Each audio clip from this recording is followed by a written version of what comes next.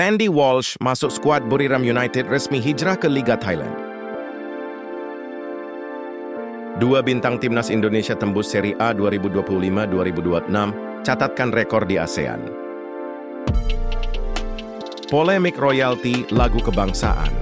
Haruskah timnas Indonesia bayar saat memutar lagu Tanah Airku? Shin Tae-yong dapat tugas dari Presiden untuk ke Indonesia, pimpin Korea Selatan, melawan Garuda Muda di kualifikasi Piala Asia U23 2026. Kevin Dix sebut dua pemain Indonesia yang cocok main di Bundesliga, salah satunya Rizky Ridho. Media Arab Saudi soroti timnas Indonesia di round 4. Kualifikasi Piala Dunia 2026. Usung misi balas dendam, The Green Falcons. Buriram United resmi memasukkan nama Sandy Walsh ke dalam skuad mereka untuk Thai League 1 musim 2025-2026. Bek timnas Indonesia itu tercatat dalam daftar resmi pemain yang dirilis situs resmi Liga thaileague.go.th pada Rabu malam. Kehadiran Sandy menjadi sinyal ambisi Buriram untuk mempertahankan dominasi di kasta tertinggi Liga Thailand, sekaligus menambah kekuatan lini belakang tim jelang kick-off musim baru. Sandy Walsh memakai nomor punggung 14. Fullback berusia 30 tahun itu menyusul Shane Patinama yang telah lebih dulu bergabung dengan Buriram United pada awal musim ini. Sandy, Walsh dan Shane sama-sama berlabel pemain timnas Indonesia. Sebelumnya, Sandy Walsh membela Yokohama F. Marinos di Jeewatun League, alias divisi teratas Liga Jepang sejak Februari 2025.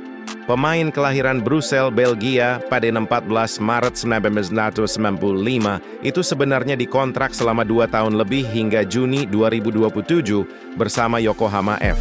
Marinos. Sejauh ini, Sandy Walsh mencatatkan 12 penampilan dengan statistik 1 kartu kuning dan 1 assist selama 8/24 menit. Media Thailand, Thairat, turut memberitakan tentang Sandy Walsh yang masuk skuad Buriram United untuk Liga Thailand musim depan yang akan dimulai pada Jumat 15/8/2025. Buriram United, juara Thai League 10 kali, melanjutkan langkah memperkuat skuad di kuota ASEAN pada posisi lini belakang dengan merekrut Sandy Walsh, bek timnas Indonesia berusia 30 tahun, dari klub Yokohama F. Marinos, tim papan atas di J1 League Jepang, tulis Thairat. Meski klub belum mengumumkan secara resmi, informasi dari situs resmi operator Thai League sudah mencantumkan nama Walsh dalam daftar pemain. Data tersebut juga mengonfirmasi bahwa ia akan mengenakan nomor punggung 14 bersama Thunder Castle pada musim 2025-2026, jelasnya. Sepak bola Indonesia kembali menorehkan tinta emas di pentas Eropa. Musim 2025-2026 akan menjadi momen spesial karena dua pilar timnas Indonesia, Jay Idzes dan Emil Audero, dipastikan tampil di Serie A. Fakta ini menjadikan Indonesia sebagai satu-satunya negara ASEAN yang mengirim dua pemain untuk berlaga di kasta tertinggi Italia pada musim yang sama. Kehadiran mereka bukan sekadar numpang lewat. Jay Idzes resmi merapat ke Sassuolo, sementara Emil Audero akan membela Cremonese. Keduanya datang dengan reputasi mentereng, modal pengalaman, dan harapan besar dari klub masing-masing. Publik tanah air pun berharap keduanya mampu bersinar dan menjadi inspirasi bagi generasi pesepak bola muda Indonesia. Namun, tantangan di Serie A tentu tidak mudah. Adaptasi, persaingan ketat, dan ekspektasi tinggi akan menjadi ujian nyata. Pertanyaannya, apakah Jay Idzes dan Emil Audero akan menapaki jalur sukses atau justru harus melewati jalan terjal di musim anyar ini? Jay Idzes melanjutkan kiprahnya di Serie A setelah Sassuolo mengamankan jasanya dari Venezia. Meski klub lamanya harus terdegradasi ke Serie B, pemain berusia 25 tahun itu tetap eksis di level tertinggi. Dari seluruh keluarga besar hitam dan hijau, selamat datang Jay.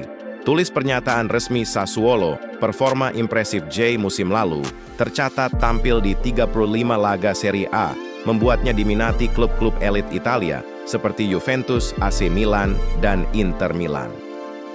Sassuolo rela menggelontorkan 8 juta euro, sekitar 101,7 miliar, untuk merekrutnya, menjadikannya pembelian termahal klub di bursa transfer musim panas ini.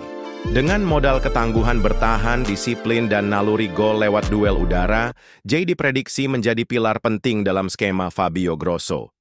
Berbeda dengan Jay, Emil Audero akan membela Cremonese dengan status pinjaman dari Como 1997. Meski hanya sepinjaman, peluangnya untuk menjadi kiper utama cukup terbuka.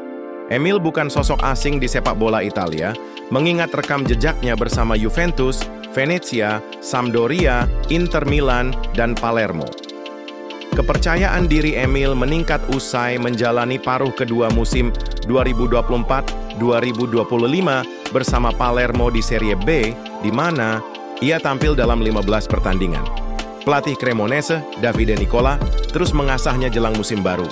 Bahkan Emil berpeluang tampil di laga debut kontra mantan klubnya, Palermo, pada ajang Coppa Italia 17 Agustus 2025. Pertemuan ini tentu syarat emosional, sekaligus bisa menjadi pembuka jalan gemilangnya di musim ini.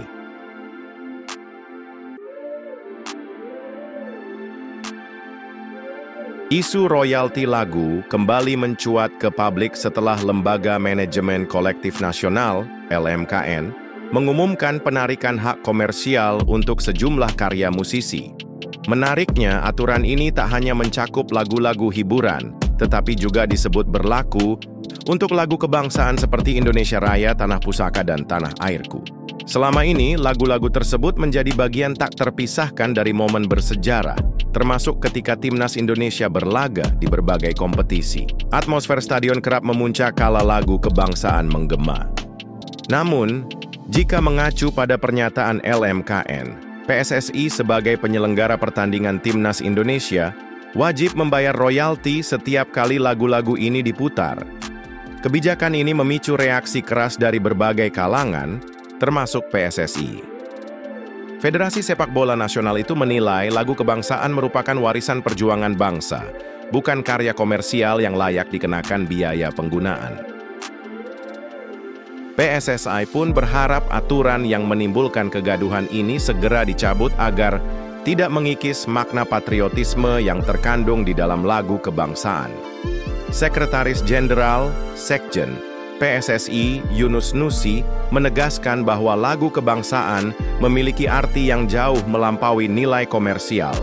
Menurutnya, lagu seperti Indonesia Raya, Tanah Pusaka, dan Tanah Airku menjadi pemicu rasa persatuan dan cinta tanah air yang tidak ternilai harganya.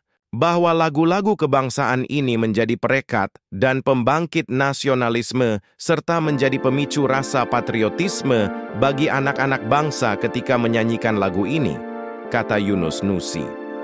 Menggema di Stadion Gelora Bung Karno dengan puluhan ribu supporter atau penonton menyanyikan lagu ini. Ada yang merinding, bahkan ada yang menangis. Itulah nilai-nilai dari lagu kebangsaan ini, sambungnya. Bagi PSSI, para pencipta lagu kebangsaan mencurahkan karya mereka demi perjuangan bangsa, bukan untuk keuntungan pribadi. Mereka yakin pencipta lagu tidak pernah berniat meminta bayaran saat rakyat Indonesia menyanyikannya, apalagi dalam konteks menumbuhkan kecintaan pada tanah air. Sang pencipta lagu ini dengan ikhlas mempersembahkan dan menciptakan lagu ini di tengah-tengah bangsa kita berjuang untuk memerdekakan diri dari belenggu penjajah, katanya. Kami yakin tidak ada terbersit dari benak sang pencipta agar lagu ini kelak dibayar bila setiap individu atau elemen apapun menyanyikan lagu ini. Mereka ikhlas. Ini lagu-lagu perjuangan yang ditujukan untuk anak bangsa. Sang pencipta lagu tidak berharap imbalan. Sebaiknya aturan ini segera dihapus. Berisik, membuat gaduh dan tidak produktif, tutup Yunus Nusi. Sosok Shin Tae-yong bakal kembali mencuri perhatian publik sepak bola Indonesia. Setelah sukses menakodai Timnas Indonesia pada periode 2020-2024, pelatih asal Korea Selatan itu bakal kembali ke tanah air. Bedanya, kali ini ia datang bukan untuk memimpin Garuda Muda, melainkan menjadi lawan mereka. Dia tidak lagi punya kontrak dengan Indonesia dan datang sebagai bagian dari delegasi Timnas Korea Selatan. U23 Shin Tae-yong akan memimpin Timnas Korea Selatan U23 pada ajang kualifikasi Piala Asia U23 2026. Menariknya, negeri ginseng akan bertanding di Sidoarjo pada 39 September 2025 dan tergabung di grup J bersama tuan rumah Indonesia U23, Laos U23, serta Makau U23. Kepulangan Shin Tae-yong ke Indonesia tentu membawa cerita emosional tersendiri. Setelah 4 tahun membangun pondasi Timnas Indonesia, ia kini akan berusaha membawa Korea Selatan U23 lolos ke putaran final, meski harus berhadapan langsung dengan mantan anak asuhnya di hadapan publik sepak bola Indonesia. Shin Tae-yong mengungkap bahwa penunjukannya sebagai manajer Korea Selatan U23 datang langsung dari Presiden Federasi Sepak Bola Korea Selatan, KFA, Chung Mong-gyu. Saya mungkin akan pergi ke sana sebagai manajer umum Korea Selatan U23. Saya diberitahu oleh Presiden untuk pergi sebagai manajer umum, ujar Shin Tae-yong di kanal YouTube Jackpot. Pelatih berusia 54 tahun itu dijadwalkan tiba di Indonesia pada akhir Agustus 2025 untuk mempersiapkan tim. Belum ada tanggal pasti untuk Indonesia, tapi mungkin sekitar tanggal 27 atau 28 Agustus 2025. Karena dari 1 September 2025 ada pertandingan Korea Selatan U23 di Sidoarjo, imbuhnya.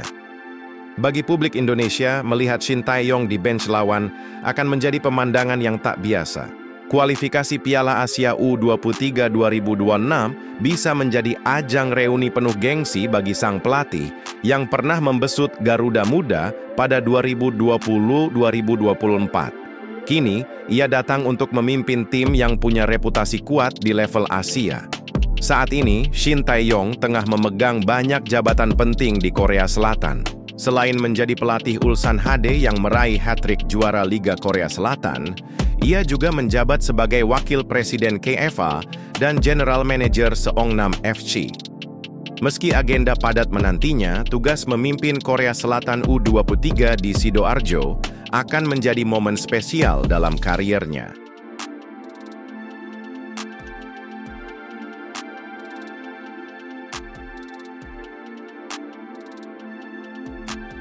Sejak resmi memperkuat Timnas Indonesia pada akhir 2024, Kevin Dix sudah mengenal berbagai karakter pemain di skuad Garuda. Bek Borussia Mönchengladbach itu tidak hanya mempelajari gaya bermain rekan-rekannya, tetapi juga menilai potensi mereka untuk bersaing di level tertinggi.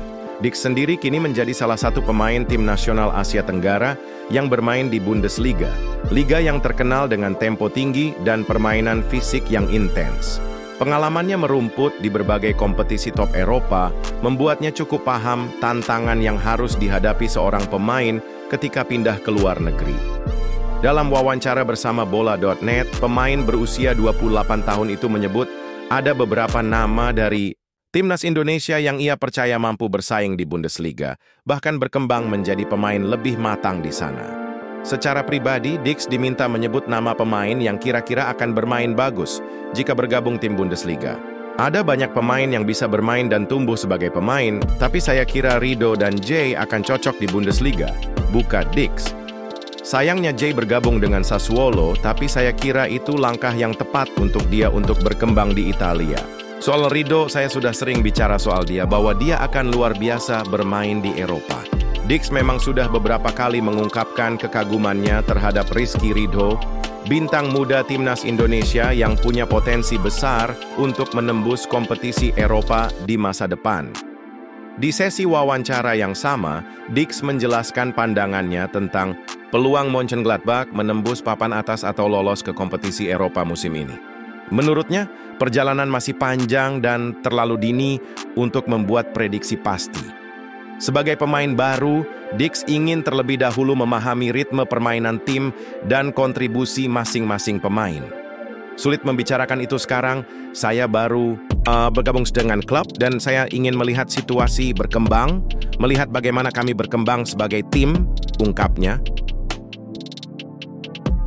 Media-media Arab Saudi tengah ramai menyoroti laga melawan Timnas Indonesia di Round 4 kualifikasi Piala Dunia 2026.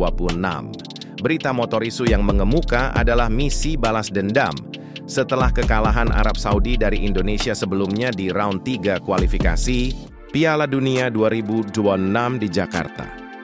Kekalahan The Green Falcons gagal lolos langsung ke putaran berikutnya dan harus kembali berjuang di ronde yang lebih berat. Bagi publik sepak bola Arab Saudi, kekalahan dari Indonesia tersebut sangat menyakitkan. Timnas Indonesia dianggap sebagai penghalang utama dalam perjalanan mereka menuju Piala Dunia 2026. Tak heran, tekanan publik kepada tim nasional mereka kini begitu tinggi. Bahkan muncul tuntutan kemenangan besar atas Indonesia demi mengembalikan martabat dan dominasi mereka di kawasan Asia Barat. Namun, tekanan sebesar itu bisa menjadi bumerang. Ekspektasi tinggi berisiko menciptakan tekanan mental yang membebani pemain, terutama jika permainan tak berjalan sesuai harapan. Jika timnas Indonesia mampu mencetak gol cepat atau menahan Saudi di awal laga, situasi psikologis bisa dengan cepat berbalik, merugikan tuan rumah. Sementara itu, media Irak justru menunjukkan kepercayaan diri tinggi saat mengetahui kemungkinan berjumpa Indonesia. Mereka menganggap Indonesia sebagai lawan yang lebih ringan dibanding Arab Saudi, merujuk pada 2 kemenangan mereka di putaran sebelumnya. Namun, asumsi Irak terhadap Indonesia itu berbahaya. Timnas Indonesia yang dihadapi Irak saat itu bukanlah skuad yang sama seperti sekarang. Kini, Indonesia telah berkembang pesat. Skuad Garuda dihuni oleh pemain-pemain berpengalaman yang tampil reguler di liga-liga top dan menengah Eropa, mulai dari Inggris, Belanda, Italia, Jerman, hingga Belgia. Tim ini telah berevolusi menjadi kekuatan. Baru Asia Tenggara Irak yang terlalu percaya pada rekor masa lalu bisa saja lengah menghadapi timnas Indonesia yang lebih matang, dinamis, dan terlatih dalam pertandingan berintensitas tinggi. Kedua tim tersebut kerap kesulitan menghadapi tim dengan pressing tinggi dan pergerakan cepat dari kaki ke kaki. Indonesia, di sisi lain, dikenal dengan permainan cepat, fleksibel, dan agresif dalam menekan. Dalam pertemuan sebelumnya, pressing Indonesia berhasil mematikan alur serangan Arab Saudi, membuat lawan frustrasi dan kehilangan arah permainan. Inilah celah yang bisa dimanfaatkan oleh pelatih Patrick Kluivert. Dengan filosofi total football dan pemain-pemain berkarakter menyerang, ia bisa memaksimalkan kelemahan struktural tim-tim Timur Tengah. Strategi menyerang cepat sejak awal laga bisa membuat lawan kehilangan mental bahkan sebelum mereka masuk ke ritme permainan. Timnas Indonesia kini memiliki kedalaman skuad yang nyaris merata. Pemain inti dan cadangan sama-sama memiliki kualitas tinggi, sebagian besar berkarir di Eropa.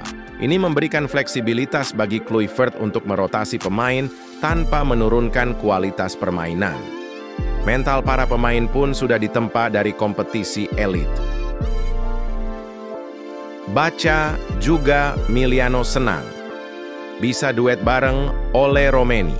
Gunakan metode Haaland, timnas makin kuat di round 4. Kualifikasi Piala Dunia 2026 mereka terbiasa bermain dengan intensitas tinggi dan di bawah tekanan. Hal ini menjadi modal penting untuk menghadapi laga-laga berat di ronde keempat, di mana setiap pertandingan akan terasa seperti final.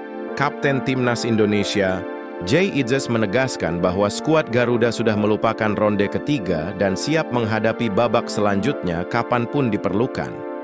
Keyakinan ini mencerminkan kesiapan mental para pemain, aspek yang tak kalah penting dibanding kualitas teknis. Meski peringkat FIFA Indonesia masih di bawah Arab Saudi, kekuatan sebenarnya ada di lapangan. Dengan kombinasi kualitas individu, taktik modern, dan mental baja, Indonesia punya peluang besar untuk menciptakan kejutan dan bahkan memperebutkan posisi juara grup. Arab Saudi dan Irak adalah lawan tangguh, namun bukan tanpa kelemahan. Justru karena banyak pihak masih meremehkan Indonesia, potensi kejutan semakin besar.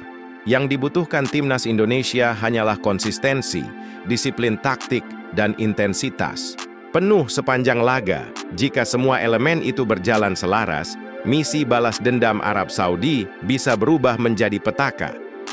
Rekor Irak atas Indonesia pun bisa runtuh di hadapan skuad Garuda yang lebih solid, berani, dan siap menulis sejarah.